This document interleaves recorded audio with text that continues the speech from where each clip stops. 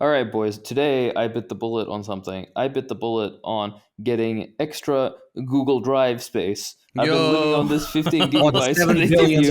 yes. One of the For highest forever. grossing the podcasts on the platform from the Exactly communist right. perspective. And Bro, now I'm fighting for my life with the 2 terabyte plan. Like, no, delete docs. I've been perfectly rationing my 15 gigabytes, and now I'm like, you know what, 200 gigabytes it is now.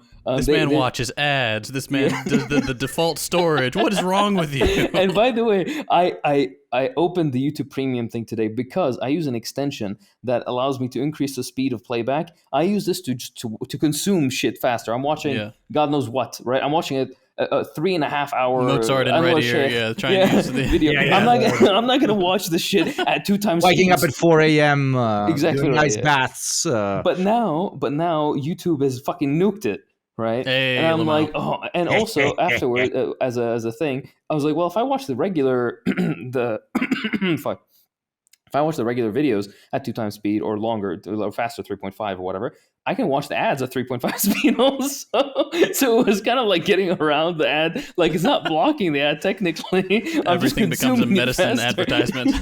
but because they've nuked this fucking extension, I can't use it anymore. So I had the YouTube Premium page open. And I looked at it, and I was like, no, not today. No. Come on. There's definitely like gift codes. Yo, listeners, come on. One of you that's considering becoming a patron, don't. Instead, I want you to email theprogrampod.com. But now there's going to be 50 people. Shit. I'm going to give YouTube too much money. A gift code for no, thank you. It's okay. Just give him a taste. Give him a taste of the forbidden fruit. No, I will refuse. Jesus Dude, Christ. everybody's got YouTube Premium. At some point, you went to visit a friend of yours, and he was like, yo, check out this video, and played it, and it starts with an ad. And you look to your right, it's a decent looking apartment. You look to your left, it looks pretty clean. And then you stare him down and say, why are you a fucking peasant? Look. You know the way Babylon is described in the Old Testament? That is what YouTube Premium is to me. Okay? I absolutely refuse. If I see one advertisement during my day, I will kill myself. I'm living on the edge. If YouTube Premium existed during the Maoist revolution, it would be defined as petite bourgeois degeneracy. Absolutely. And I agree with this. However, they would deserve the dunce hat, YouTube Premiums. But no, okay. Give me the hat. Give me the hat. You know that poster of like a Chinese soldier stepping on rock and roll album, like I don't know, a skateboard. I don't fucking remember what it is, but in the alternative timeline, there's a YouTube Premium.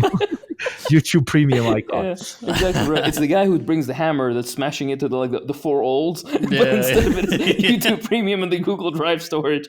Oh God! An extra foam in your coffee or whatever. Anyways, moving aside from this, we had an incredible experience at the end of our little get together, our IRL get together. Apparently, some people thought that I was on like Discord calls with these boys. No, I was there physically in person. I was there. It's difficult for me to materialize in front of the camera, but these boys felt every single inch of me. It was really awkward walking through the streets with a literal levitating red head. What the fuck is this? We put him like, no. Okay, let's be honest. Now, we don't lie to our audience. We bought one of those scooters that you can put a tablet on. Yeah, like a medical stand. It was stand. just his face, and it was sitting rolling around like Karen from SpongeBob. Literally rotting, fucking never showering or whatever, just moving around with us. I love it. No. I'm a real human being, and we were walking around, and during our get together, contrary to popular opinion, I was also questioning that, especially during with the first trip. I'm like, a man as brilliant and beautiful, as smart as this cannot exist. He must be at least negative in one of the 3 categories. No, also handsome. Very confusing. Oh, you boys are too much. I've been looking through our photos and just reminiscing so beautifully. We have taken over 230 we have cataloged thoroughly on film, and also film analog photos, and I have a little bit of video that I plan on making, a cute little vlog for personal use only, nothing for the patrons, I'm sorry to say. For the people that don't like taking photos during trips that are having aneurysms right now, you can relate to me. Okay, Yeah. you can relate to me. No, it was Yeah. absolutely lovely. But there was one moment I have to admit to it, and I apologize to the No, boys. it's okay. Hakeem kind of mentioned, he was like, "If I'm ever overdoing it with the photos, tell me." 15 minutes later, fucking sweating because I over fucking dressed, and we're in the park. It's just a park. It's nothing special. It's a park, and this motherfucker's taking pictures next to every tree that he can see. I'm like, remember that point when you said, "Tell It you, was by the I'm water. telling you, It was by the motherfucker." water, not the tree. Yeah, That was when exactly right. you gave us the grump. Yeah, but it's okay. But baby, it's okay. It was so we went sweet. and we sat in a lovely cafe where pigeons attacked our food, and we Yeah. had a great time. But I was gonna say, the very last day of our stay, or the evening before, we went to stay in an airport hotel. Now, this airport hotel was very strange. Boys, could you please enlighten the audience as All to right, so why this? so check it out. All right, we were going to book the airport hotel because we're strategic, right? We're not going to take the train to get to the airport like hours early in the morning. We're not going to do that. So we're like, okay, we take the train back to the place we're flying from. Here are our options for hotels. We got 3 of them. This one's a lot of money a night. This one's okay, a lot of money a night. This one, that's like 50 of the currency a night. That's great. Let's book that one. So we, without any investigation, we booked that one. We just knew how far it was from the airport. And so we get there. It sounds too good to be true, right? Perhaps it was. We get there. Our Uber driver pulls up. We walk into the little check-in thing. Tiny little triangle of a room. Maybe, what, a meter triangular. And, Bulletproof glass. Dude behind bulletproof glass, real pissed off. Also slightly confused. And this will become clear in a moment why he was confused. So he's like, identification. Just so they imagine, like we have 10 fingers on our hands. Yeah. He has like 8 rings on them, gold chain out, slick back, incredibly like he barely has like 3 hairs on his head, but he slicked them back perfectly, and just incredibly angry look. Like, what the fuck are you doing here? So we have to give him our identification. So my dumbass gives him my passport. Me too. Hugo gives him passport. Hakeem here is like, no. Yeah, I'm like, give me this motherfucker my passport. I give him a fucking driver's license. Without saving us, he provides his driver's Nothing. license. Not even a word. Not a nudge, not a wink, not nothing. Oh my god, I did roast you guys about it. Yeah, you did. So sure enough, the guy's like, okay, you can get these tomorrow. I'm like, no, we'll come back in a little bit to grab these. It takes you, what, 5 minutes to fill out the paperwork? And now, Hakeem, you take it from here. What happens next? We before we enter, we see a very fancy car pull up before us. A very nice car, like nice car, and a very like expensively dressed older gentleman leaves the car, and a very nicely dressed younger lady likewise leaves the same very fancy car. And I'm like, oh yeah, his daughter. Yeah, exactly right. It's possibly a relative or the daughter of said elderly man, and they're both very nicely dressed. And maybe this is a good. They chose this hotel because it's so close to the airport. Strange that they didn't stay in the super like fancy one, as evidenced by the fanciness of their clothing and their vehicle. But must be a really nice hotel. He's like, exactly. oh, it has to. Like, Nice. Look, these people are staying here. Must be a pretty decent place. Then we go outside to where the actual rooms are, and they're like individual, almost like home size rooms. It's a motel. We've arrived it's at an a motel. American style motel. Yeah. It's 100% an American style. But the difference motel. is that there's like these We're not in America. Yeah, these covering areas which like ensure privacy. You can't see who goes in and you can't see who goes out of any of the motel rooms. So that was the first strange thing, right? Second of all, you enter into the rooms, and there's mirrors everywhere in the rooms, on the ceiling, on the wall, in front of you. Like, okay, that's a little weird. That's a little weird. 3 of the 4 walls, like everybody's been to a hotel where there's a mirror somewhere. Yeah, 3 of the 4 walls are mirrors. Exactly right. And then the third thing, which I discovered by chance, actually, is I go and I open up the cupboards. I'm just seeing what the fuck is going on. And I open one of the cupboards. I'm the goblin box. Yeah, exactly. There's like a dark tinted black glass cupboard, quite sizable too. And I open it, and I'm like, there's this weird like empty space going into the wall. What is this? And I push my hand, and there's a door, like a little door, hatch. or a hatch, tiny little hatch. that you can push open, and it's for the service staff to go and bring you shit and take shit away, so that they don't see who you are and you don't see who they are. And I'm like, this is very strange. And then the final nail in the coffin was the shower gel and all the little tidbits that they had in the bathrooms were all unscented. Yeah. And then that's when it's like, I will, a sex dungeon. Exactly right. I will give Hugo all the credit for this. He looked maybe 2 seconds at this place before we even walked in proper, and he was like, "This is a fuck den. This is a place you go to cheat on your wife." He knew immediately. It was so easy, and these beautiful, innocent human beings are looking around, and they're like, "Oh my God, look! There's like an anonymous way for somebody to deliver food to you." All the rooms are so segregated so that you can arrive with your car in a millisecond, immediately jump into your room, and then immediately get back into your car.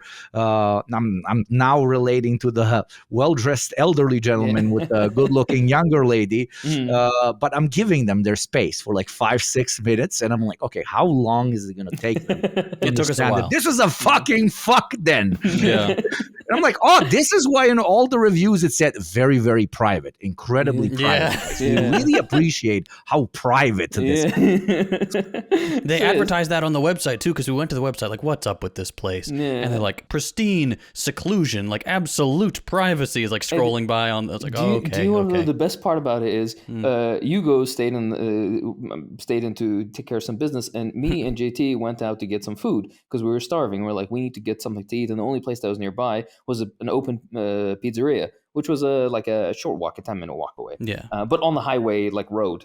I was like, Hakeem, I know what this is about to be. Like Hakeem's like, oh, we can walk there, it'll be great. I'm like, brother, this is what it looks like when you try to walk in America. You're about to get run over by a car. Exactly. Right. I've never been anywhere where there's no sidewalk whatsoever to get. Anyways. So JT and I tried to leave this compound area, and every single exit every single exit is not only closed and locked with high gates, but there's like these tarps covering any little openings, so nobody can even peer into. Can see in. And a thick wall of vegetation. Like the nicest garden we saw on this entire trip was to enclose the sex dungeon. It was fascinating. It was fast. But we wormed our way out, and we got some pizza. We got some lovely pizza. I got a baked potato and some French fries. And dropped half of that potato in my water. I was trying.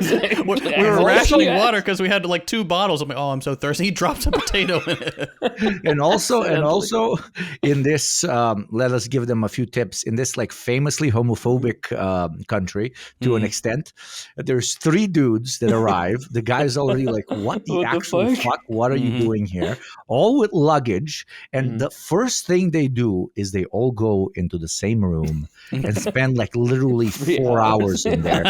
We watched a movie and ate pizza and obviously had incredibly beautiful and romantic sex. Of course. But come on, the guy's like, it is okay if you cheat on wife and bring prostitute, but not the homosexuals. That's right.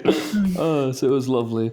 Incredibly interesting experience. One we hope to repeat in the future. In conclusion, 5 stars will return. Thank you very much. Very private.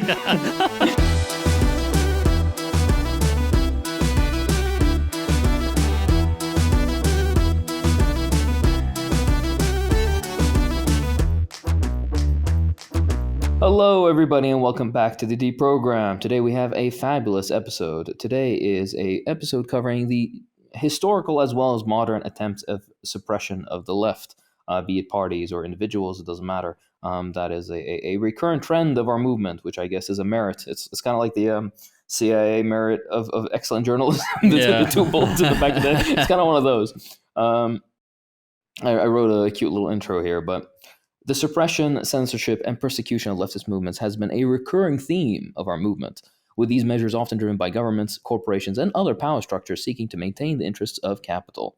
A little reminder or addendum, I guess, to everybody, and something that should be always noted. No political movement has ever been as thoroughly hounded and repressed as the socialist movement, particularly in the modern era.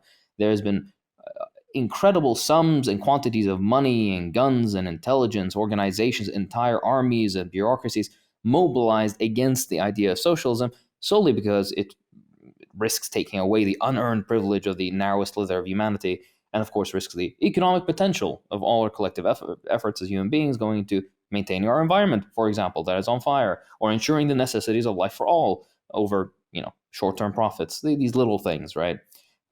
But to remind is that for capital, nothing is sacred beside itself. Yeah. I'm going to cover a little bit of how repression has been carried out, a few general mechanisms, and then I'm going to jump into some historical tidbits about each individual one. I'll start, of course, with the most common form of repression, and there's different extents to which it's carried out or implemented, and those are legal measures. The most common one of these is just anti-communist laws, but then they can be a little bit more obtuse or vague, and that would be sedition charges. Anti-terrorism legislation has been very popular recently for anti-left mobilization. These sort of things to criminalize leftist activity. There's a few examples I'll give from the United States, and then I'll go to a bunch of other countries, and they're in no particular order of intensity. But you'll notice that the United States tends to be more extensive, and the rest of the world tends to be more severe. If that makes sense. Yeah. Mm-hmm. And I think this episode will be really, really interesting, even for the more, let's call it, hardened communists in our audience, because especially those in the West, because 99% of the time when we talk about anti-communist repression, we learn about the United States in particular. Well, this episode will cover other parts of the world as well, so that you can see certain parallels and maybe even recognize them when applied in the United States, inspired by somewhere else. But also, if you're not from the United States, which we are very proud, I think almost 50% of our audiences, I don't think any progressive show can talk about that. I love it. Genuinely international. Right? I love it. Genuinely, yeah. But let's enter into the first little tidbit on American legal measures, anti-communist measures. One of the earliest ones that could be specified as something that was actually codified into law was the Smith Act of 1940. The wording seems to kind of be like, okay, I mean, this isn't the most insane thing, particularly to liberals, but it's a little bit more nefarious. It is a law that was passed criminalizing advocating for the overthrow of the U.S. government. Now, this is interesting. Of course, any stable political institution would have a law against this, but the most interesting bit about this is that it was never used to prosecute any of the many far-right organizations within the United States that actively and publicly advocate for the overthrow of the American government to this day. Now, I wonder who could they had somebody in mind when they came up with the Smith Act. They must have. And of course, in this case, it was the CPUSA, the Communist Party of the United States of America. And it was used to prosecute them kind of en masse, but particularly the leadership. And this concluded in 1949 with the entire leadership being sentenced to prison. And you think, I mean, there's just a general secretary. No, and everybody from the editors of the newspapers to the deputy treasurer to any semi-major position was man, basically. I just got elected. Yeah, exactly. Right. Damn it. But yeah. No KKK member has ever been part of this. No. Minuteman. None of this has ever been used to prosecute those sides. This is purely for targeting the left of the United States. A few similar things occurred in the United States. There's something called the McCarran Internal Security Act. This is a very famous one amongst leftist circles. This is the one that required communist organizations to register with the government, which means that if you are a communist organization, you need to go and turn over your list of members, including their social security numbers, where they work, their phone numbers, their addresses, their names and family, every single little bit of detail about them, right? If your dog had insurance, the government would know about it. Pro tip, don't do that. Yeah. Yeah, exactly right. do not. But also, back in the day, a lot of people recognized how this is going to, what this is going to lead into, but a lot of people also didn't. They were like, okay, like Yeah. what's the big deal? Okay, this is our political Sure. ideology. Buy the book. This is Yeah. what we stand for. Like, okay, big fucking deal. There's, as you mentioned, if they're not arresting the fucking KKK people, why the Yeah. fuck would they come after us? You know, what the fuck? Exactly This right. makes no sense. We Exactly just right. fuck with workers. Yeah. Yeah, and that's why I want to draw the parallels. Like these are old things, but I want to draw modern parallels. When it comes to the Smith Act, it's you have similar concepts in anti-terrorism, quote unquote, legislation that's hurled solely against the left wing, despite the fact that right wing terrorism is the most common form of terrorism. By far. Over left wing, over religious terrorism, over every other kinds of forms, right wing is the most pervasive, prevalent, and I mean, ubiquitous, I guess, is a synonym in this case, but you understand what I mean. Organized too, as Yeah, well. That's exactly right. the militia nonsense. Yeah. Exactly right. When it comes to this McCarran Internal Security Act, where these organizations are required to register with the government, you have similar things, parallels that exist right now. For example, any sort of university group that has organized for Palestine recently has had to turn over lists of their students over to the American security state Yeah. across Which, various. wouldn't you call a tiny little bit stupid? Because in the modern context, they have access to so much surveillance. Yeah. They know who you are. Why would you make it? Because that's the kind of the point of the success of the American intelligence industry. Experiment. Let's go to experiment. That was a good one. That they know all about you before you even say a single thing. Number one, and number two, by not forcing you to kind of be placed on to place yourself on an open list that they can openly say, oh, we're not I know all of us hate these words, but still totalitarian, authoritarian, etc., etc. Like it's a strange kind of, to an extent, when it comes to 2024, 2025, 2023. It's just a dumb rollback, because why are you're supposed to be the intelligence agency? Why are you not operating in the dark, you stupid fuck? And most likely the answer to that is because they're becoming worse and worse and more incapable of doing their job properly. That's not number one, of course, but also number two is intimidations, to intimidate the most likely liberal, high academia rectors and deans and whoever the fuck else, administration of these universities. So it's a lot more optics than anything else. But also, you're correct. The American security establishment is exceedingly incompetent when it comes to right-wing violence, both by design but also by just by incompetence. The rest they're sometimes more reasonable with. And not to read about labor aristocracy, like what type of people, but especially in the West, people have a lot more to lose if they are left without a job, or if they're left without a university career. Oh my God, what are my parents going to say if you're a younger person, etc., etc. So because they have a lot more to lose, just reminding them that you have a lot to lose can already dissuade a lot of people from participating. Well, in other places you have nothing to lose, so this would not work, right? And that's the point as well of the McCarran Internal Security Act, was that many of these people who were basically passed down in these lists to the government would end up being blacklisted or would lose employment, so on and so forth. So it's the same thing that's happening today, happening all the way back in the 50s. So it is a tried and true method for these people. Anyways, moving on to, we're all familiar with COINTELPRO, I would hope. I have a little section that's way deeper on this, so I'm just gonna briefly mention it. It was the FBI targeted program of carrying out all sorts of forms of persecution of leftist organizations. The most common ones were the Black Panther Party, the Socialist Workers Party, Students for a Democratic Society, so on and so forth, basically under the sedition, quote unquote, sedition claims, that they are threats to the national security of the state and such nonsense, without anything more specific, of course. And then the most recent one, which is one that I want JT to hop in on, is the Patriot Act, which I'm sure JT has a near personal experience with this. Personal, literally though. Yeah, in a way, yeah. Okay, so I jotted down some notes on the Patriot Act because, as Hakeem mentioned earlier, in the United States, these things are quite broad, and the Patriot Act is a really good encapsulation of that. So I don't know if you guys know this, but in the United States, we really like acronyms. And so Patriot It's not just called the Patriot Act because they like the word patriot. They had to find words to fit into patriot as an acronym. So the official act is titled Uniting and Strengthening America, USA, by providing appropriate tools required to intercept and obstruct terrorism. USA Patriot. There you go.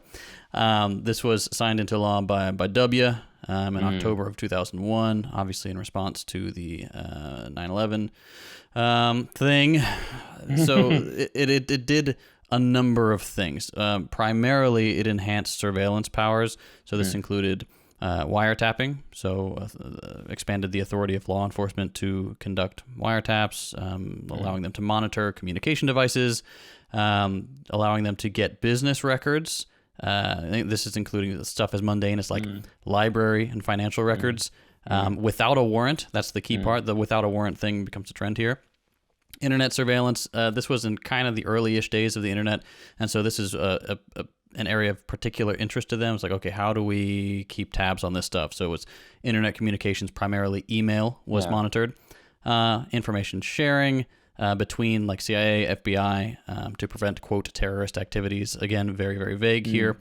Cracking down on immigration and border security. This is something that every security bill does, but they focus specifically on detention and deportation of immigrants suspected, again, of quote-unquote terrorism. And then they hardened the border a little bit. Financial Dude, it painted regulation. almost every fucking mosque as a potential terrorist. Yeah. Like insane shit. I mean, that's the point of all this stuff. It's so incredibly vague that you can cast any, like, enemy of the state as a terrorist. Anything that is damaging to capital or the status quo in general at this point is terrorism. Financial terrorism, social terrorism, cultural terrorism, however you want to cast it. You forgot the most fun one, which is if you were to basically start protesting against fracking, you are an eco-terrorist. Whoa! That's my favorite. Blow up the pipeline. Don't even look at my pipeline, motherfucker. And obviously there were a lot of controversies and criticisms there, like civil liberties concerns, like obviously infringes on particularly the Fourth Amendment, protection against unreasonable search and seizure, stuff like that. Lack of oversight. Some questioned the effectiveness of it just because it was so broad. People who are taking it at face value saying, well, how does this prevent terrorism? You're just arresting people. And the government's like, yeah. It's like, it doesn't. The average American's like, okay, this doesn't work for the stated cause. Like, that's the point. Yeah. That is the point, my friends. Yeah. But and even if we put on our like herder immigrants hat, which we never should, but let's imagine we do it. Like 9/11 is an organized group from abroad that does whatever it does, right? Hakeem, don't say based. I'm holding my tongue genuinely. And then we utilize this thing that was organized and executed from abroad to specifically target people inside of the United States. Yep. I mean, it's like I walk into your house and I slap you. Coming from another house, and you make sure you beat the shit out of your wife because of that. It's my usual domestic abuse allegories. Don't ask for those. But they're always valid. That's the beauty of it. You are an artist with the Domestic analogy. violence. I'm always thinking about beating the shit out of your wife. That's always in my head. Anyway, something imperial Fuck. tendencies turning inward, something. Exactly. There you go. Something imperial boomerang. Yeah. Another something that I would like to include is in almost every single one of these, right? There was a single interesting line that was shoehorned into them, which is sedition against the military. And it was so incredibly vague as to basically, if you were to, the way they frame it is like this.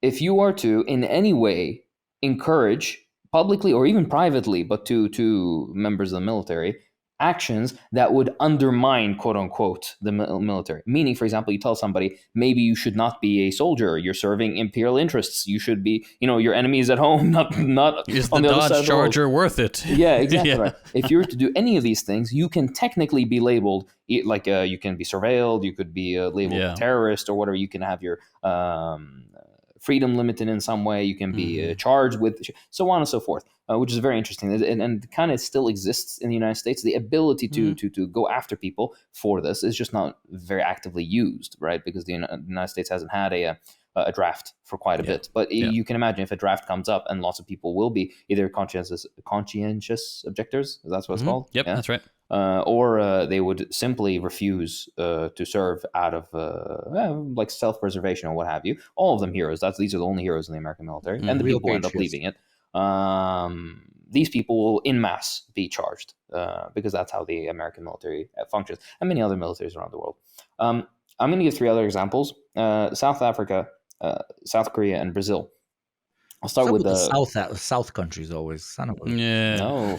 Interestingly, almost all the South countries were the ones supported by, you guessed it, drum roll, the United States and the Western Bloc, except for South Yemen, the only base south. I'm joking, of course, but these were propped up organizations or countries. We'll start with South Korea. Of course, everybody knows South Korea was a fascist dictatorship directly supported by the United States. It's nothing new. But they passed a law in 1948 called the National Security Law, which criminalized all pro-communist speech and activity, meaning if you were to even so much as to say, hey, you know what, agrarian reform isn't a bad idea. The people who work the land should have some ownership. That's considered communist speech. You would go to prison or worse, right? If you were to say, I think the boss is kind of fucking us. Maybe we should get together and then advocate collectively for a little wage increase or improved conditions. You are engaging in communist speech and you will be sent to prison or worse, right? So on and so forth is incredibly extensive. I need to also remind people that in 1948, the largest and most influential political force on the Korean Peninsula were the communists, both in the north and in the south. Right. That's why the United States had to prop up a fascist dictatorship, because if they had not done that, and if they hadn't massacred people en masse in the hundreds of thousands, then the communists would have won, and Korea would be won right now under a socialist system. But that is for South Korea. And this was kind of the juxtaposition I want to give you. Usually, it's only one law, and it's very to the point in other places. Yeah. The United in States, South Korea, Syngman Rhee, if you speak bad of the military, Syngman Rhee makes you get out and push the tanks. Yeah, exactly right. Oh my God! Have you seen that picture of Yunomi Park? If the people know, she's the most famous, like a quote unquote DPRK defector, who came from like a very upper class family in the DPRK, and also lied about everything. Literally, it's proven lies. Everything she said is proven lies. But guys, have you thought about Booba? Yeah. She went and she got Compelling all argument. the plastic surgeries and whatnot. But she was the one who got on Joe Rogan and gave this bullshit thing about they would go Pushing out the trains. push the trains. But have you seen the photo that she took with Joe Rogan afterwards? Mm-mm. She looks like a literal giant. She looks like, genuinely, when you put Hugo next to any old man from the country that we were at recently, and Hugo towers over them, that's what she looks like. And I'm like, hold on, this is a Korean woman at the end of the day, yani. Right? Yeah. And then you check it, and Joe Rogan is 5'1", 5'2". He's a small man. He's a little fella, yeah. Yeah, and not that there's anything wrong. I'm not like short king, yeah. But I mean, not him, but in general, people of that height, short kings. But that genuinely surprised me, and I'm like, wait, we have somebody coming from the DPRK talking about malnutrition, blah blah. People are pushing the trains. There's no food to eat next to Towering over American man who eats solely raw meat. The Chad of all time, The man who has dedicated his whole existence to becoming bigger, yet somehow is not very large. Moving on to yet another law, and this is something cute a little bit. The American names are always the Smith Act, the McCarran Internal Security Act, the balls and deep in your ass the act, hot dog water act. Yeah, exactly. They're all stupid. But when you get to the fascist ones, you're like national security law. With Brazil, it was called the Institutional Act Number 5. Oh hell yeah! Yeah, exactly right. This was passed in 1968, and this allowed the military dictatorship to outlaw leftist parties and arrest activists and censor the press and do whatever they want at their whim, basically, without any oversight, essentially. And the idea was being that, we're maintaining public order. And again, completely arbitrary. You can be arrested for doing anything or saying anything. It is on the whims of the people who are doing the arresting, essentially.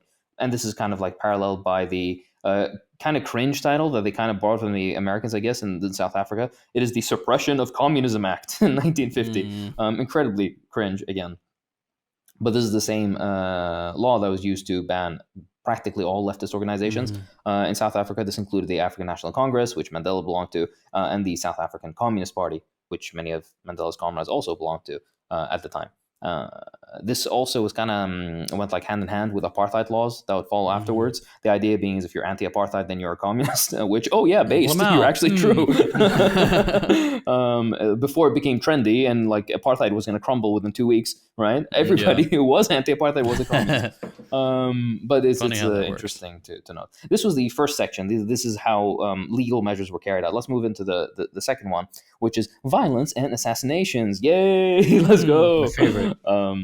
This is a very common form of state violence, much more primitive and usually present in older forms of repression or less developed security apparatuses.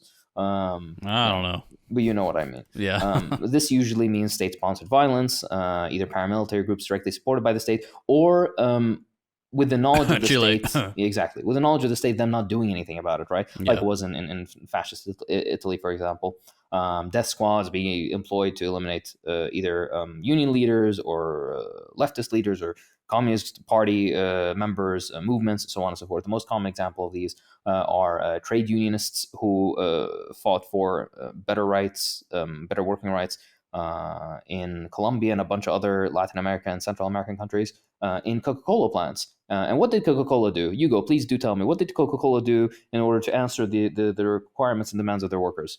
They went to them and they made a very nice ad that Pepsi later copied, where they slowly opened slow-mo style the Coca-Cola bottle and passed it to all of their fellow workers. Exactly right. There you go. And underneath they held an FAL and they went pa pa pa pa pa. Exactly right. Yeah.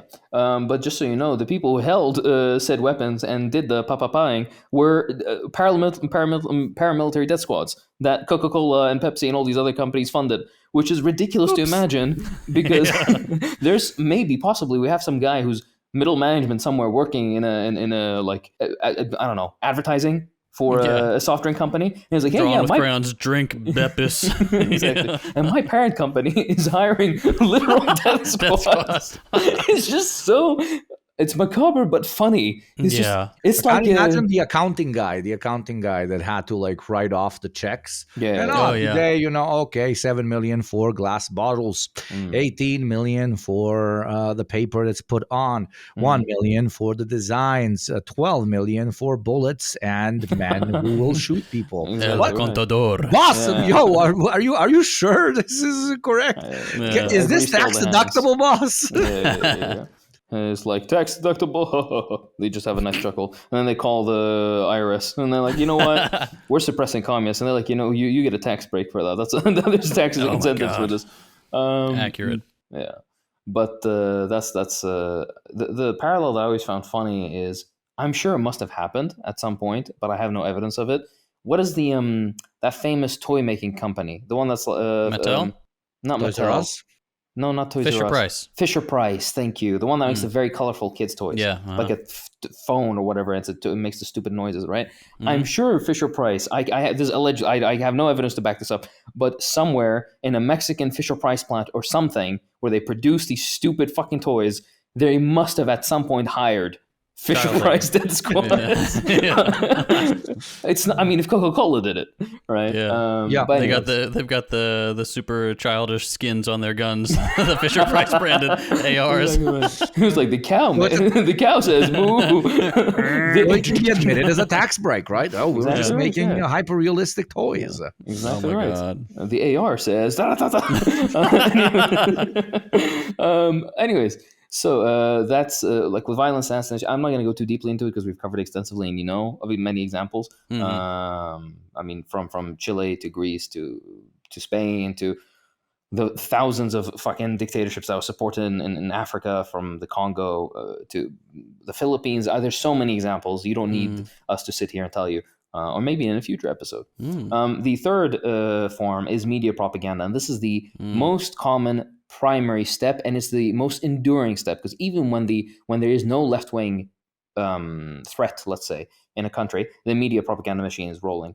And this very usually proactive, very proactive. And this takes the form of two sides. It always primarily starts as systematic exclusion of left-wing voices from the media, and that's when you, for example, turn on any EU media or I don't know, In Latin America, Africa, and Southeast Asia, it's a little bit different, but not much better. But EU and North American media, particularly, you will see either a complete exclusion of the left wing or the tiniest sliver of media attention given to them. The vast majority of the time, they're barely given any at all. Even in the UK, when Corbyn was running, he was quote unquote like the most left wing of that party, and he was not nearly left wing enough, but too left for the Labour Party at the time. And still even worse to this day, they barely gave him any media time. For a guy who could have been the prime minister, like it's insane to think about. And in the United States, I don't even need to. When was the last time you've seen from like the quote unquote liberal news sources or the more the far right ones or the other far right news sources, Fox and whatever else? When have you ever seen a leftist figure, a Marxist? I think Richard Wolff had one segment once on MSNBC, I think. Right. That wouldn't surprise me with his economics takes. That wouldn't surprise me. But that's it. He's the only guy, and he wasn't even making particular. He's so light with the way. He's gotten better with time a little bit with the. But just generally the way that he brings about his arguments, relatively mild, giving the circumstances. That's the one side, the systematic exclusion. Then the other side is the complete vilification, accusations of extremism, accusations of foreign influence.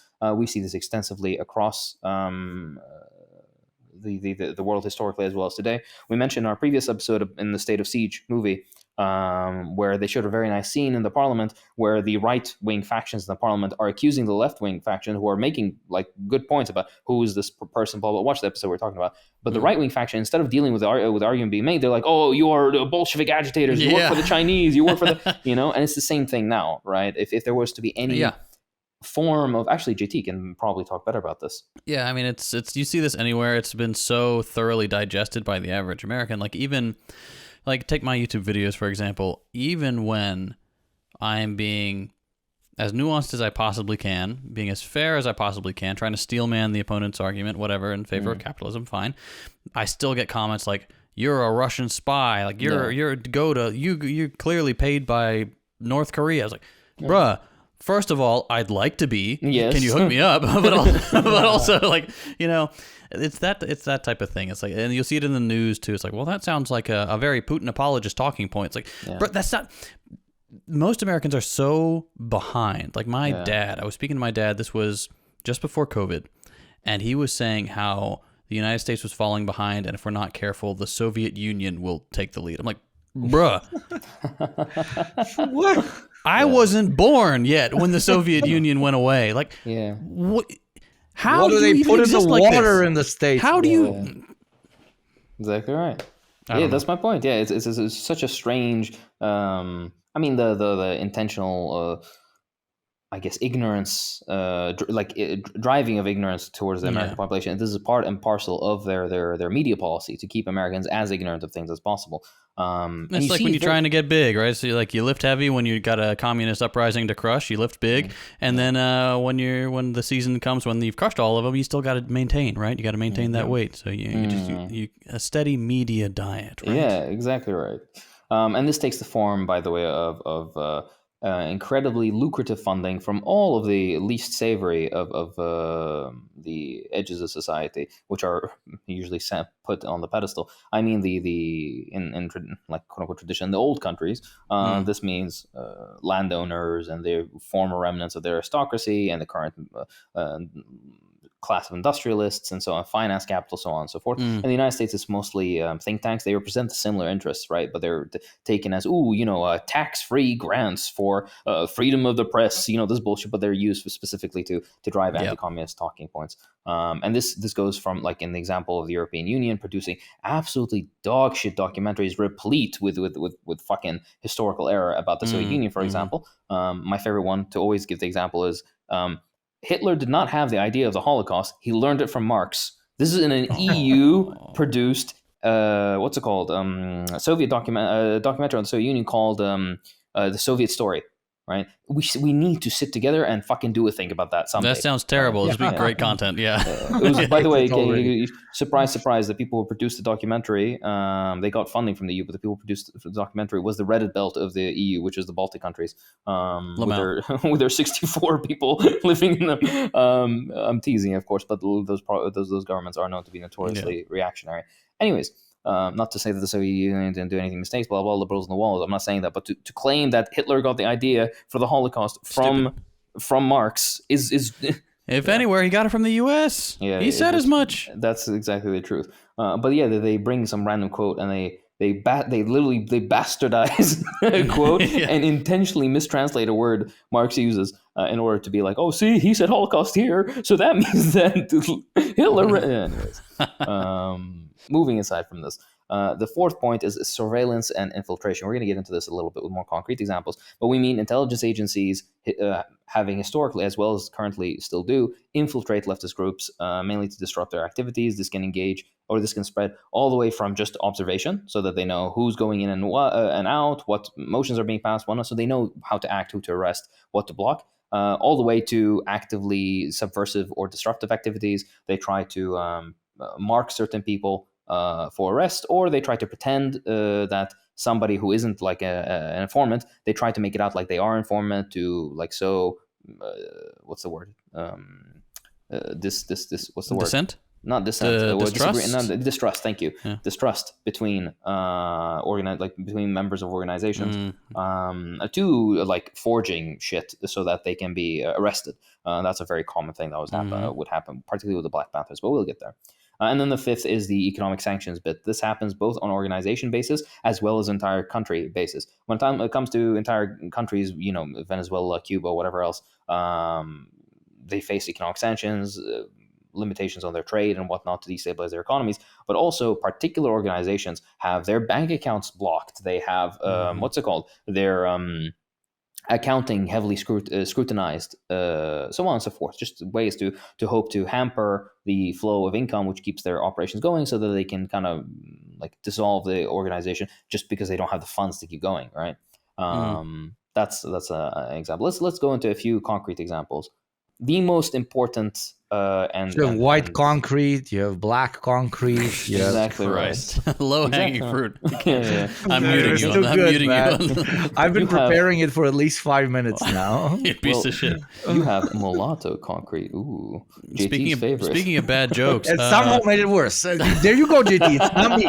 You're both muted. Okay? This is a me episode now. No, speaking of bad jokes, just sorry to interrupt. I'm being Hugo for a second. Kelsey, my wife Kelsey, just had her. She turned 32, and for the past 5 years, I'm not kidding, 5 years, I've been sitting on a joke where I set a timer on my phone for 30 seconds, and I started it, and I said, "Happy 32nd birthday." Am I right, fellas? Hey, right? Let's go. And somehow she's still with him. This woman. Can I get a dude's rock in the chat, please? Absolutely. Can I get a dude's rock? Man's rocks. You're all welcome. You can have that 32nd birthday when your partner turns 32. Kelsey, I will pay for your divorce. I will pay for 100%. All right. Continue. Anyways, concrete. Moving on to the concrete examples. The most famous and well elaborated example is the FBI's counterintelligence program. Called COINTELPRO. That's the famous name. It was a covert initiative. By the way, just a side note, a lot of people think it stopped, number one, which is incorrect. It's still ongoing. If you're so stupid as to believe that the United States would stop these sort of projects, no, it's still ongoing. Sure, it's a good thing this stuff doesn't happen anymore. Right. Just like how generally you see like American politicians and regular Americans say like, oh, we did MK Ultra and we did this and with the Tuskegee fucking syphilis experiment, right? But no, we don't do these things anymore. Look at the timeline for when they reveal these things. Like, bruh. Yeah. Exactly right. That's and also, but keep in mind, there are. We shouldn't be surprised that people that do not believe in receiving the full value of your labor will give their labor freely. Hundreds of thousands, let's say tens of thousands of Americans genuinely spend a big chunk of their day, almost every day, just doing COINTELPRO, like Yeah. actively not just agitating against communists, but doing their absolute best to completely ruin their livelihood, get them kicked out of their jobs. That's one of the main reasons why I look like a ninja guy, and we have a levitating fucking head right below me. For those of you watching Yeah. watching on video, what I'm saying basically is that it's seeped into the mind of so many fucking reactionaries that they're actually doing it for free, quite literally. That too, on top of the actual professional, quote unquote, professional work being done. Well, my point was Sometimes they that do better than the professionals. That's what I'm saying. Much better for than sure. and some of them even call themselves leftists. It's fucking art form. If I'm a fucking old CIA agent that's now retired and I'm 70 and I'm browsing Twitter, I'm like, oh my god, we did such a good fucking job. What the fuck?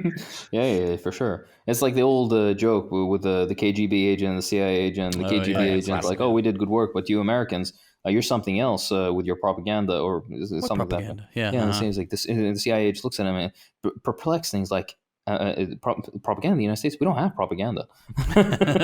Yeah. Anyways, Exactly. But the second point I was going to say is, of course, it's still continuing. But the second point I was going to make is the vast majority of COINTELPRO files have not been declassified. Right? It's like one of those Freedom of Information Acts where they just give you a sheet of paper and it's all blacked out. That's basically what you get on COINTELPRO. Exactly right.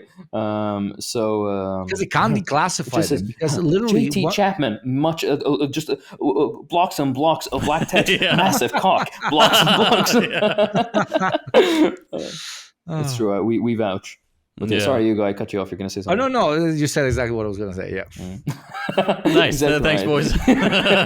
But anyways, moving on. The what's it called? The COINTELPRO program was, as I mentioned, covert initiative, specifically for surveilling, infiltrating, discrediting, disrupting certain domestic political organizations of the United States. The primary targets were the Communist Party of the USA, Black Panther Party, Students for Democratic Society, amongst other groups. So these are the major ones that were targeted. These cover three things: communist and socialist organizing on one side, trade unions, blah, blah. Black Panthers, meaning Black liberation and organizing of the African American body in the United States, and the Students for a Democratic Society were young metropolitan university students advocating anti-war and well, for democracy. So it's exactly what it sounds like. Most of it was anti-war, though, anti-Vietnam, to be specific in this case. The three things that the United States hates most, and educated students, black people, and communists. How about that? Yeah, exactly right. Anyways, the program was established in 1956. It started with the express purpose of targeting the CPUSA, and their like foundational motivation was the idea that the CPUSA was a significant threat to national security. The CPUSA was not that large of a party at this point. It was bigger prior to the 40s.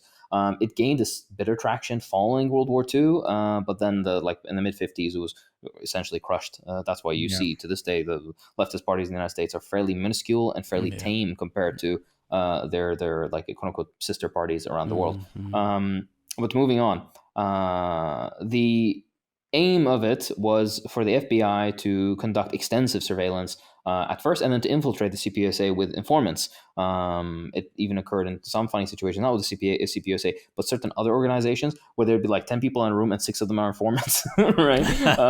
In certain situations. But that's just how the FBI rolls, I guess. In their own memos, the FBI states that they wanted to disrupt the activities of these parties by increasing factionalism, causing disruption, and winning defections within these parties. Whenever you hear this, you understand why Lenin banned factionalism in the CPSU before it became the CPSU, still the Bolshevik Party, but you know what I mean. Because factionalism is almost always exclusively used to drive a wedge between more coherent organizations. Regardless, the most interesting, before I actually delve into how they would go into the surveillance and infiltration and whatnot, the most interesting thing that I don't think has been used too much in the United States in such a foundational, or not foundational way, but structured way, is the use of certain lumpen elements within society. It's very common for particularly fascist states to use lumpen elements against the communist or socialist forces, organizing and organizations and whatnot. What we mean by lumpen forces, we mean veterans who are disenfranchised, criminal elements in society, so on. So these kind of ideas. These are still members of the proletariat, but for one reason or another, they're outside of productive activity, and their mentality ends up being different. They develop a sort of false consciousness. They end up on the wrong side of the bourgeoisie proletariat divide. There's many reasons for this. These are people that we need to heavily agitate within the Black Panther Party. Targeted lumpen elements within the African American community, because lumpen communities make such a large percentage of African American neighborhoods, not by choice, but because they're forced to by the economic situation within the United States.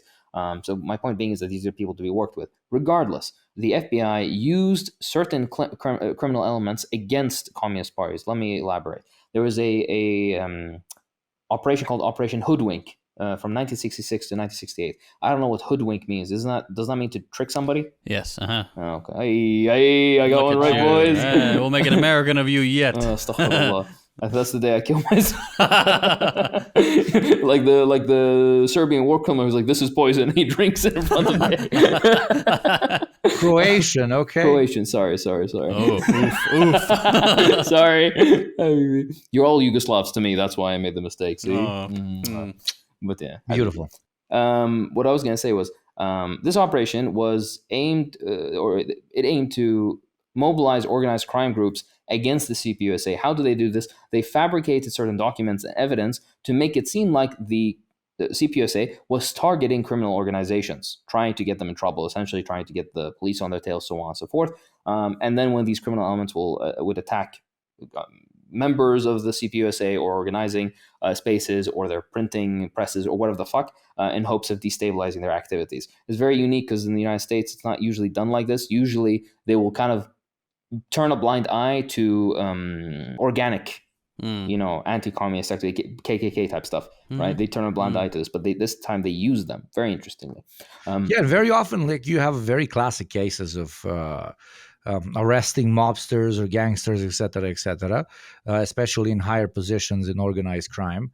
And in order to either lower their sentence or even just let them go, you tell them, go fuck up this strike, or go assassinate this particular political figure, etc.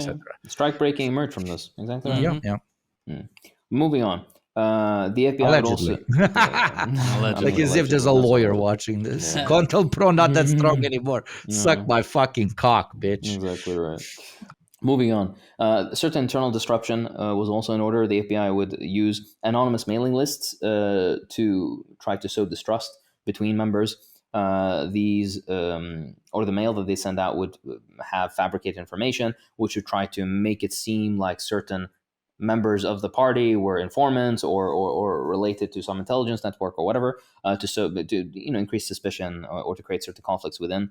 And of course, the media was heavily mobilized. The FBI would do a clever little trick where they would leak false information, derogatory information, to the press, so that they could discredit these organizations. For example, they'd be like, "Oh, 2 Black Panther members raped a white woman," for example. That's a big, because it's a huge thing in the American psyche. Like, oh no, a black man does anything to a white woman, even though the vast majority of the time it's bullshit. But this is something that would never happen. But they would frame it like a legal investigation where it was leaked. Even though it never happened, right? And then, some sleuth fucking journalist uncovered it. He and got the big scoop. Yeah, exactly right. That's what they would do. They would always paints the wider organization as the same thing, etc. That's kind of the greatest success to an extent of doing an anti-communist pitch. I mean, we talked about it in so many fucking episodes, but just to repeat for the viewers, if a random guy does a particular thing, then that's a random guy, even though he is a part of 5 different either right-wing or centrist or quote-unquote capitalist organizations, etc. Like if an employee of Company 7 does a particular bad thing and that gets released to the media, they're not going to try to paint Company 7 as a company that employs murderers and people that do sexual violence, etc., etc. But when it's a member of a communist movement or a socialist movement, that means that absolutely everybody inside of that movement completely approves of that, and therefore it should be crushed in general. And that obviously applies then if we're talking about past socialist experiments, etc., etc. If you have a serial killer in the United States, that's just a serial killer, whatever. You have a serial killer in the Soviet Union, that means that the country is degenerate and insane, and it's inspiring serial killers to roam the country and murder peasants type shit. I remember a silly thing where somebody was talking about the United States and how many school shootings they have or mass shooting events and whatnot. And some butthurt liberal was like, "Oh, well," and it was the person who was making the argument was a Marxist, and the liberal retorts with, "Oh, I mean, like, have you ever like not every country has mass shootings?" And they post like a Wikipedia article about mass shootings in the Soviet Union or something, and there's all of like 9 that happened over the nearly 8 decades that the Soviet Union existed. Meanwhile, I think there's like 15 a month in the United States or something. They're not even reported on at this point. Yeah. So it's just like a silly bit of and it was sometimes even like to an extent internalized even by socialist states. But I would argue this is a little bit taboo, but to a good extent when it comes to practicality. Listen to the point I'm going to make. The Soviets, when they would actually have, for example, a serial killer or somebody that does something massive, why do I call it internalized? Because they would say, holy fucking shit, we do not want this to badly paint an image for our wider society, so we will implement 750 fucking laws in order to make sure this absolutely never happens again. So the results were very, very often positive, but unfortunately coming from to an extent internalized sort of continuous fight against, at least when it comes to the Cold War, Western propaganda, because they knew that it's going to be utilized en masse. While for a socialist to utilize it against capitalist states, it was kind of like intellectually lazy, right? So we did not engage in that as much, right? Beautifully put. I was gonna say, like similarly related, but moving on about the particular targets of COINTELPRO. The most famous group that we know of today that has been targeted is the Black Panther Party, sadly. The operations that began against CPSU was in 1956, but against the Black Panther Party, this began in 1967. This is a long-running program and still runs, by the way. I would not be so silly as to assume not. Their activities were, again, focused on undermining the Black Panther Party leadership, their activities. They would conduct all sorts of surveillance over their members. They would infiltrate different chapters to monitor their activities and gather intelligence. The FBI would try to create certain rivalries between different chapters or different leaders within the Black Panther Party movement, or particularly other Black nationalist organizations, to try to kind of weaken the general Black movement that was in the United States. Certain agents, as well, this is a very popular one, and it exists to this day. If people just fucking people read and learn from history. Agent provocateurs, or people who pretend to be, so these are like police informants or police pretending to be protesters or members of these groups, and they either encourage certain radical actions that will get the group in trouble, or they'll go and carry them out in the name of the group, and then as a result try to discredit them and justify police action against them, law enforcement arrests, or whatever the fuck. The most common example of this in modern day is a relatively like a peaceful protest or a march somewhere, and the police will put somebody in there who will throw a rock at a fucking bank window or something, and this will give the excuse for the police to, or they'll go and attack one of their buddy cops, right? And then they'll give them an excuse to crack down on the protest. Really fuck them up, yeah. And this is so you've seen this across the fucking spectrum and across the world. This is something that's the reason I'm centering so much on COINTELPRO is because it is really a microcosm of almost all forms of anti-communist repression. And the way that I'm going to talk about this is by reviewing a document called COINTELPRO, The Untold American Story, which is a fairly decent report. It was given at the UN, actually. So I highly recommend people do give it a read. It's decent. There's some political cringe there, but the information is useful. And I'm going to go through it. Basically, it covers like the Deprogram, Oh my gosh, no! But the general document goes into a rough overview of the efforts of COINTELPRO at suppressing political dissent within the United States. One thing that I like that it begins with is it discusses how the United States pretends to be a democracy, but through its intelligence agencies, it undermines its democratic process because it has these extensive surveillance networks, secret police, suppression of all kinds of dissident groups. But that's where the cringe ideology is missing. What they're missing. That's why it's cringe ideology from our perspective, because you have the Marxist analysis, you realize that it is not a democracy. It is a what's it called, a dictatorship with bourgeoisie. It serves the ruling class interest. It is democratic only within the bounds that would allow the ruling class to maintain their power and privilege and so on and so forth. That's why it has these internal security arms serving capital. But moving aside from this point, the FBI, historically as well as today, functions as America's political police, you could say. Oh my gosh, like the KGB, whoa! Right? Like this, it's the same kind of concept.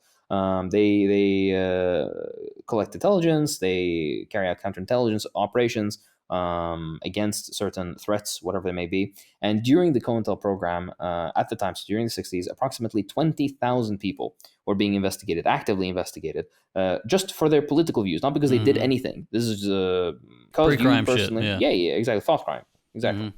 And they were subjected to the usual harassment, infiltration of their organizations, misinformation about them, so on and so forth.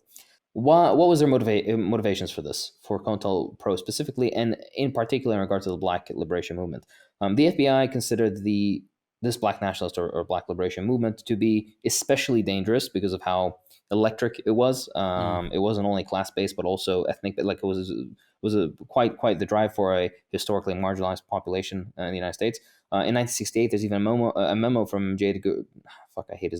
Edgar Hoover, where he specifically outlines the goals of COINTELPRO, and he states verbatim that he wants to prevent a coalition of Black militant groups, that they should not get together. He needs to stop the rise of and I quote, a Black Messiah. So figures like Martin Luther King or Malcolm X or Carmichael, or to basically that their directed efforts should be to discredit Black leaders. In the 1970s, Nixon, who was the president, requested a report on the Black Panther Party, and he got the report that stated that they were the most dangerous extremist group in the United States, with 43% of young African Americans viewing them favorably, which was absolutely unacceptable to the American establishment. Now, this kind of parallels the thing where like 60% of Gen Z or whatever view socialism or communism positively. In the United States, they have a negative view of the military, they have a negative view of Israel, they have a negative view of American foreign policy. It's a beautiful thing. It's as a result of the social manifestations of the material conditions of the current American working class. No matter how much they try to deny it, it eventually rises up because... Exactly right. So it'll always come up in different forms, but this is just yet another truth, bro. It's truth. Exactly right. And of course, they would also attack student protest movements for, and I quote, Marxist Leninist infiltration. Hey, it was a perfect soup. Like if you have a group that is not a group, if you have a perspective that is like, okay, Black people have been oppressed so long in the States, they deserve some sort of like political drive that's going to represent them. You come at them with, but they're communist as well. And vice versa, if somebody's like, oh, it's, a worker-oriented party, et cetera, you hit them with the race card, but they want like Black separatism, and they want to like fuck up your white neighborhood, et cetera. It was just the combination of what the Black Panther Party represented kind of lend itself to the American intelligence apparatus as a perfect kind of pitch on all the evils that are coming for your suburbia in kind of one perfect package. So everything they had going for them, unfortunately, was also everything that they had going against them. And that's the shitty thing about reaction, or the funny thing about it is like, it's not, at the end of the day, the reaction always preempts whatever they're reacting to. There's never, like, the Black Panther Party never fucked up any white neighborhoods, but the idea that they could is all it took for the reaction to run with that and do everything they could to serve the interest of capital. It's you see the same thing today. And it always has so many different points that if you agree with 99% of the points, it will hyperfixate on the one that you disagree with. Mm-hmm. Oh, I'm not talking about the Black Panthers here, but for example, they focus on atheism, for example. Are you a religious person? We'll hyper focus on how they want to ruin your way of life. Oh, they're from a particular ethnicity that you find icky, whatever the fuck to use as wide of a terminology as possible. We're going to hyper focus on that. Or you're a member of the petite bourgeois, then we'll really, really milk the class element, etc., etc. It can attach itself to an individual piece of a broader puzzle, while us communists are playing quite literally the opposite fucking game, because we're always looking at the whole fucking puzzle piece. So the people that we're trying to attract need to pretty much agree with the whole puzzle piece. Otherwise, we're completely fucked, because the reactionaries are going to pick at the one that is not acceptable to them, be it a social category or a material category. Exactly right. Beautifully put.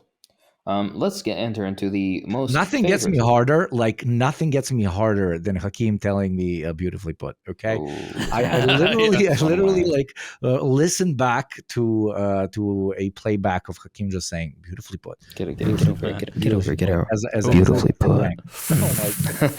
Feels like hitting the boost arrows on Mario Kart. That's what it feels like. I love you, boys. All right. Go fuck yourself.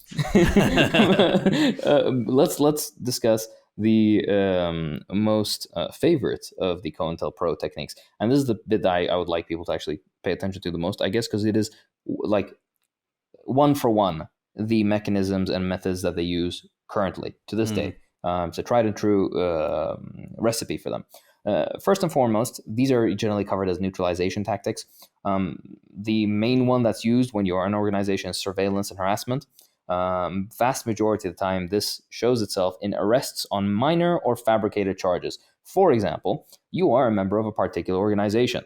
You happen to get a parking ticket last week. They will try to blow up the parking ticket to use it as an excuse to arrest you, despite the fact that it's like this. They want to arrest you for like political action, but they can't like justify it. But they can put you in a holding cell. They can intimidate you a little bit. They can, it's to try to discourage you from further action. Turn you into a traitor, etc., etc. Like, they can do it for simple things like this, right? Al Capone you like real fucking hard. Yeah. Fabricated charges could be like, hey, you happen to be in the general same area where a cop was injured or shot or killed, maybe, and you are known as a political agitator.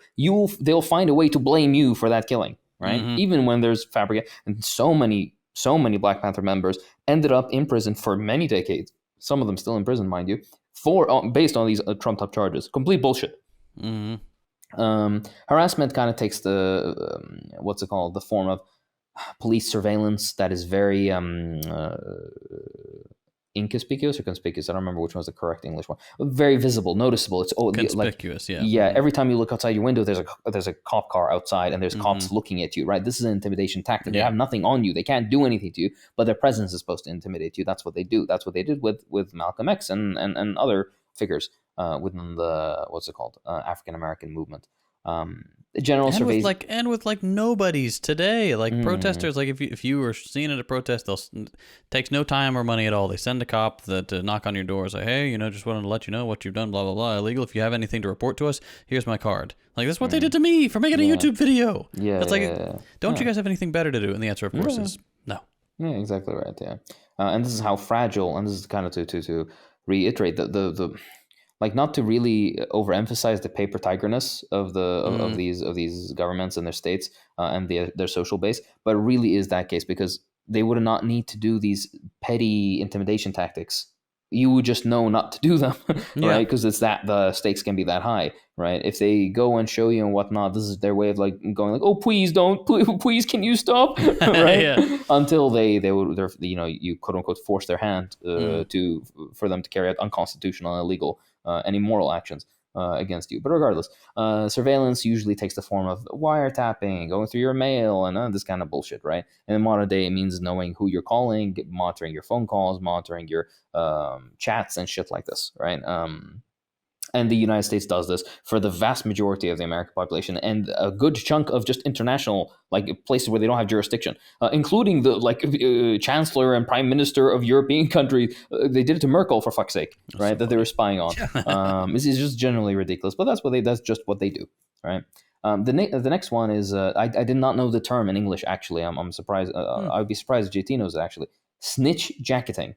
No, Right? don't know. It is. I'm I've assuming heard it's Fed jacketing. maybe that's what it is. Yeah. It's probably more like a 60s term, but what it is making targets look like informants. So that they so Классика, Yeah, бля. Fed jacketing, Да, yeah. Exactly. Mhm, And this is a like tried and true method. The way they would do this, for example, would be like, let's say you are a leader in a particular organization. They would somehow intercept something that you've handwritten at some point. Then they would basically replicate your handwriting and get you to write notes where basically you're reporting on your activities to a FBI, whatever officer, and they'd put it in a place in your car when they know that you're going to be driving with somebody, right, where they will be able to see it, or they put it in a like confidant or somebody else in the organizations at their doorstep or whatever the fuck, right? And they put it in their bag or some shit somehow. So the idea being is that the other person would just magically stumble upon it and be like, oh shit, this says that X or Y person is a CIA or FBI informant or police informant or whatever the fuck. JT said that Hakim is stinky. Exactly right. Yeah. And then that's when the Deprogram split. A little less thing. No, we don't, because we're like, no, he smells really, really nice. Should have picked something else. They liked my face cream. If the boys, for anybody listening, right? JT hugged me and then he took a little sniff off my cheek and was like, "Oh, your face cream smells nice." Little sniff. Dude, these guys fucking cover each other in some fucking weird juices every fucking morning. Like, Exactly right. You why need we're to stay radiant. moisturized. oh yeah, moisturizing fucking everything. But like, My what the fa- fuck? yeah. I'm fucking smooth as a baby. Like, dude, what? Well, hey, I was looking at JT's poor hands. I went ashy. right into my back and I went ashy. with the fucking. He blasted right? me, bro. Yeah, exactly right. And then he was like, "I have so much." I'm like, "Put it on your fucking forearms, my guy." I can't. I'm wearing a swallow long a little sleeve. bit. You know, it's classic stuff. I have something Protein, else bro. long for you Protein to is put your lovely. cream on. All right. Moving on to more important topics. The next one is disinformation Imagine campaigns. somebody send this episode to their comrades from whatever party, from wherever in the world that's class conscious, etc. Like, dude, you have to check this out. It's actually legitimate Pretty great. information on how we can, practically avoid being fucked up as a group, as an organization, as a movement. But then they don't send it because we can make all about jizz swallowing. Exactly right. We can make No, I love it. No, fuck that. Safe We for didn't- work edit for the No, bro. No. No. The idea that communists are not continuously horny is a reactionary notion. Okay. Yeah, within we accept moral it. bounds. Within moral bounds, of course. Yeah, there you just go. in rhetoric. Just in rhetoric. Exactly right. There you go. The next point that I'm trying to get to is disinformation campaigns. So this is the ones that we've extensively covered. False rumors attempting to divide groups. Either it's to discredit a particular organization, discredit their image, for example, or to try to break different groups apart that would have otherwise had friendly relations. This would extend from the made-up cartoons that the FBI would send out to like white communities about the Black Panthers, where basically it's like a little comic book that the FBI drew, and the entire concept of the comic book is Black Panthers going and killing white people, essentially, just for being white. That was the thing. It was completely made up, but it was disseminated to many, many thousands of households, and the white liberal who's already very like a hair in the middle of a fucking a field, right, shaking in their boots. A hair, I mean, of the rabbit, the wild rabbit. Yeah, bun. Think of libs of TikTok today, right? Yeah, that's exactly. pretty much the whole premise, which is also a 100% fucking State Department fucking play, by the way. If you don't know, what the fucking branch are you living on? Yeah. But yeah, they shake in their boots over this thing. Then you get a very badly drawn comic book, and like, oh no, they're gonna come and they're gonna do whatever the fuck. Right, it's a little bit silly, but anyways, this is one particular example. The dividing groups example is just to try to sow dissent. You've seen 1,000 examples of these. I don't need to really go too deeply into it. Another one is black bag jobs. That's not something that JT gives me in a back alley. A black bag job is a illegal break-in into an organization's headquarters or into a particular member's home or to some premises to steal documents or other material that they can use to basically gather intelligence. Nowadays, it's not so like they don't really break into things because everything's digital, so they can kind of just backdoor into whatever the fuck you're doing. But back in the day, particularly in the 60s and 70s, they would literally go and break in, and the way that they dress themselves up as if they were burglars, and they would break in and they would steal other shit with it. They steal a TV and whatever the fuck to make it look like somebody got burgled, but within the same thing they take what's it called, paperwork and whatever else to gather intelligence. Media control is the next one, and that is these form of FBI leaks, like I mentioned, to smear particular activists.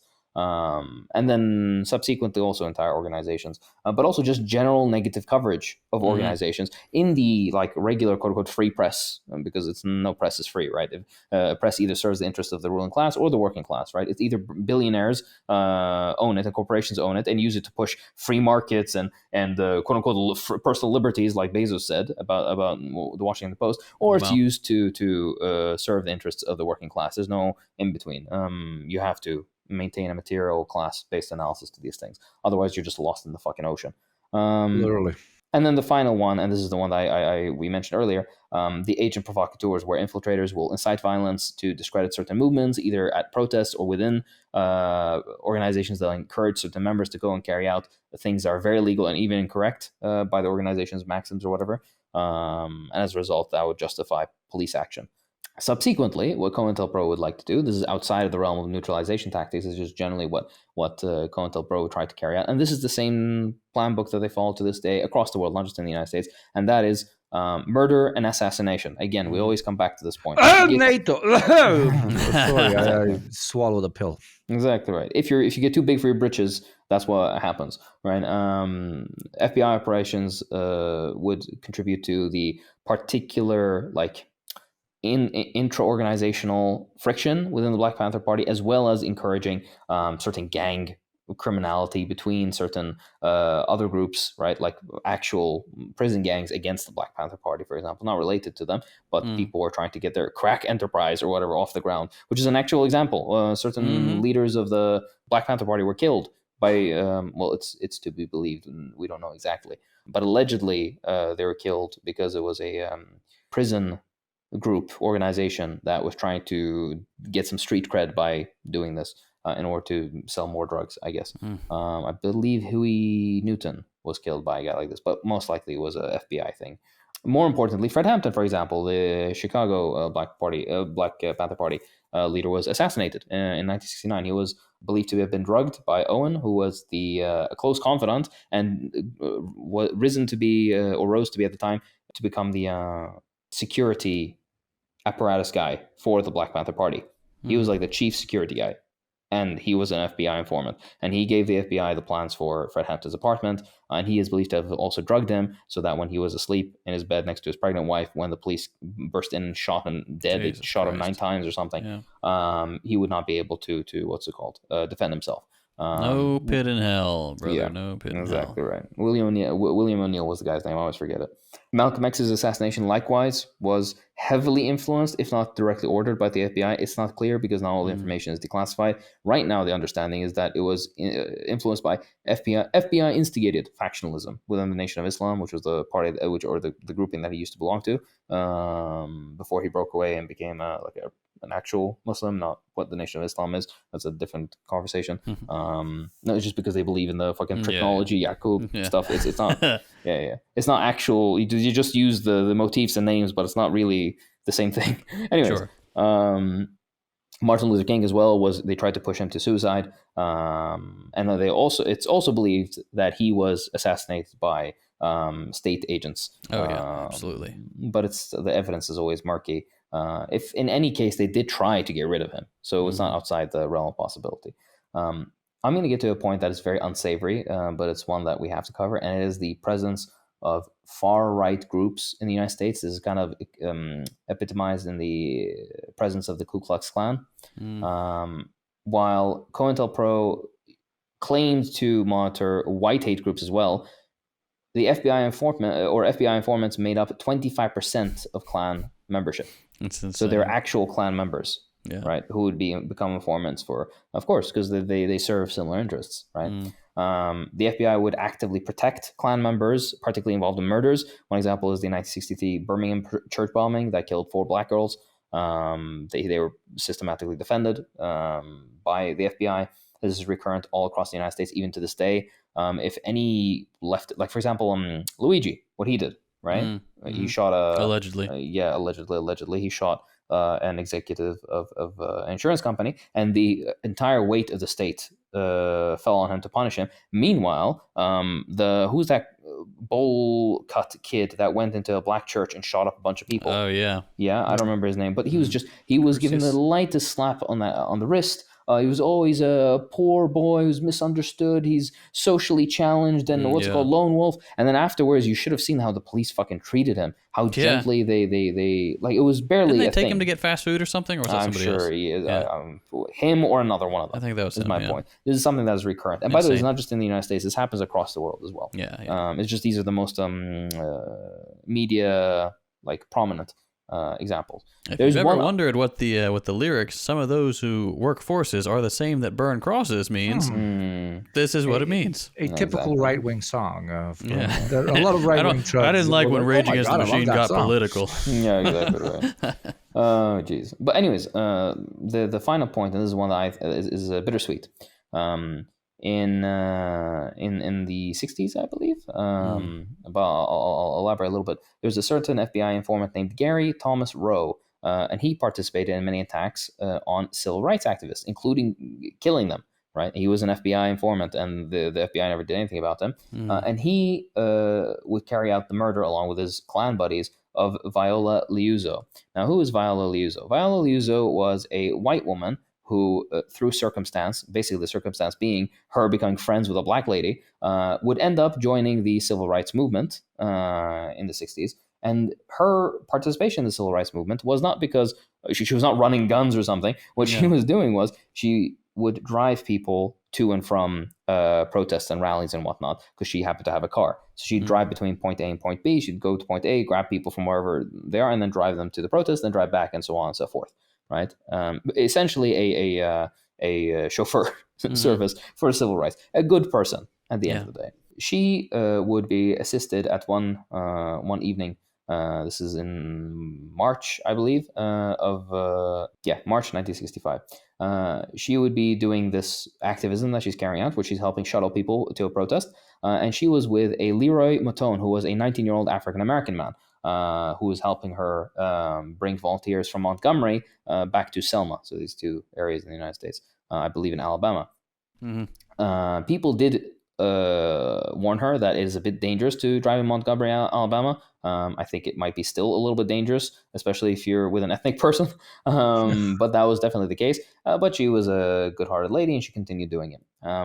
She was driving with Matone along the Route 80 to Selma, and a car would emerge, trying to force them off the road. After dropping passengers off, she and Matone headed back to Montgomery to pick up more people. While getting gas at a local filling station, they were subject to abusive, racist comments by other customers. That is because she was a 39-year-old woman, and next to her was a 19-year-old African-American man. So there were assumptions being made, of course. This assumption would continue because Liuzzo was stopped at a red light, and a car with 4 white men would pull up alongside them. When they saw that the white woman and black man were together, seated in one vehicle, not in a particular relationship, just in the same, occupying the same space, they would follow her as she tried to outrun them, meaning they would chase her in their car. They overtook her Oldsmobile and shot directly at her, killing her. Eventually, they shot her twice in the head, killing her. And then the car would then veer off into a ditch, which would crash into a fence. The members, later on, were found out to be members of the local Ku Klux Klan, and Gary Thomas Rowe, this FBI informant, was also there. The bullets that were fired also would happen to nearly hit Matone, the African-American gentleman that was with her, but he was covered in her blood, but nothing did end up hitting him. So he just pretended to be motionless, as if lifeless. And these dumbass Klansmen went in to check on him. Oh, no, they did, right? Jesus so Christ. It shows the extent of but alhamdulillah, at least the guy got to live. They checked. They were like, okay, we're satisfied. We killed 2 innocent people in cold blood, and will rot eternally in hellfire for doing so. Let's go home and have dinner. Exactly right. And then they would leave. In this altercation, I believe this, but I'm not sure. I believe this Gary Thomas Rowe was accidentally shot by his buddies and would end up dying later. So rot in hell eternally. Good. Yes, fucking caught him a bit. But yeah, two other points that I want to give before we kind of like conclude for the day. There was a certain other organization that was started, fairly obscure, but it was called the Secret Army Organization. Always cringe names. This is kind of like the Proud Boys and the whatever, like the 3%, 13%. What the fuck are they called? 3%. Yeah, 3%ers. Yeah, so on and so forth. A vaguely right-wing paramilitary group that the FBI would directly support in creating, which would carry out arson, bombings, attacks against leftist activists, black activists, so on and so forth. One FBI informant named Howard Godfrey was central to the foundation and funding of this organization, the Secret Army Organization, and would call for violence against anti-war activists specifically. Of course, he was not heroic enough to go and fight on the front lines in Vietnam. Of course he was back home to terrorize a bunch of 18-year-olds who thought maybe people our age shouldn't be going and dying on the other side of the earth for war industry profits. So big man. But this is another example that is frequently carried out. Either far-right organizations are organic because of this type of false consciousness, lumpen criteria, and just ignorance and bad social conditions, or it is directly funded. Usually it's a mix of the both, with a heavy hand of funding and support from certain state institutions, internal security apparatuses, which would mobilize far-right forces to kind of like clear the quote-unquote riffraff. And of course, subsequently, and this is the last point that I need to cover, is the subversion of the press. COINTELPRO would carry out significant censorship of media that did not, I guess, reflect positively on what the United States was carrying out in the world, particularly for the Nixon administration. In this case, the FBI would target something titled, and like an alternative media, called the San Diego Street Journal. They would vandalize their offices. They would terrorize their journalists, particularly for being critical of Nixon administration policies specifically related to the war at the time. And this continues to this day, of course. If you were to go and read the Mint Press, Wikipedia page, the way they fucking frame it, they make it sound like it's a fucking like a Alex Jones. Yeah, that's what they right. Yeah, it's absolute garbage. If you've ever met our boy Alan, could not be farther from Alex Jones. Yeah, but that's basically the Come on. I mean, he's kind of burly and beautiful and has hot takes, if you know what I mean. But incapable of yelling. Yeah, exactly right. He's the sweetest man, and he does actual journalism, not about work. frogs and space or whatever the fuck. But yeah. You're telling me that's not real journalism? Oh my god, Exactly I work with right. cucks. Oh my exactly god. right. Yeah, Globalists. Yeah, we don't support what's it called? Iodine tablets that will increase your testosterone or whatever the fuck. Turn your skin blue with fucking. Anyways, but yeah, the results of COINTELPRO is that it never really ended. The tactics that were used in COINTELPRO are still used to this day against similar groups. Even within the subsequent period after COINTELPRO was officially quote unquote shut down. Particular things that were targeted include the Committee in Solidarity with the People of El Salvador, for example. Judy Bari, who was an environmental activist, who was accused of bombing her own car. It was an assassination attempt on her and the car. What happened to it happened to it, and then they blamed said person for doing it's bullshit, right? False nonsense. And to this day, the vast majority of the program is undisclosed, and many documents were intentionally destroyed. Kind of like how the Nazis would burn all their fucking. The same thing happened. Generally, and most importantly, COINTELPRO and all these surveillance and infiltration projects are violations, massive violations of constitutional rights, civil rights. They operate entirely outside of legal limits because these things don't matter to the state when they need to do this stuff, right? And this suppression of socialist movements, civil rights movements, indigenous and black movements, other far left movements contribute to this current lack of a viable and coherent leftist movement within the United States. This is by design, right? And the legacy of COINTELPRO still exists to this day. We've run for quite a bit today. I was planning on going into two other things, historical examples of various levels of repression, as well as the modern strategy of anti-communist repression, like giving exact examples of how it's being done today in different countries, and then subsequently going into what to do about these. How does one protect themselves? How does one organize around these? So on and so forth. But we've ran for quite a bit, so I'm assuming this is going to be a part 2. What do you boys say? Absolutely. All right. And I think we can literally do it like the next episode. Like, I don't mind. Literally.